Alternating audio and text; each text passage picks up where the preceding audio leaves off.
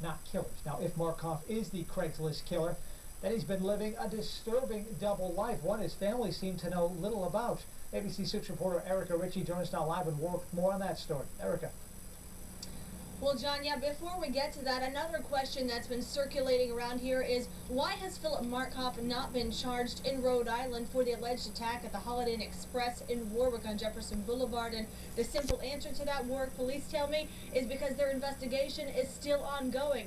Now, onto that double life that you were talking about is something many of us are very confused about, how we can know someone in one aspect when really they can be a very different person, though the experts say it's actually a lot easier than you might think. It draws to light, especially with internet use. You don't know who you're talking to or texting. It's the technology intended for good that can lead to evil. You have two things. You have an element of anonymity, and you have time to build a level of trust. Dr. Fred Rocco of Bristol Community College in Fall River says the advancement of technology is making it easier for average people to cultivate two separate identities. It allows us to be one person on instant messenger, for example, and someone completely different in person. Most young children, early teens, know to not go talk to that strange man down the block that's offering them a ride home. But that same person on the internet may pretend to be a 12-year-old boy at a school 5 towns over. That person who's building the relationship with that teenage girl could very well be a father and husband.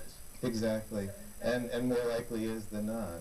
That's why Dr. Rocco was not stunned to learn that Philip Markoff, a clean-cut med student with a fiancée, is now being dubbed the Craigslist killer. The best sociopath, and I know that sounds like an odd way of putting it, is charming, is handsome, is very bright.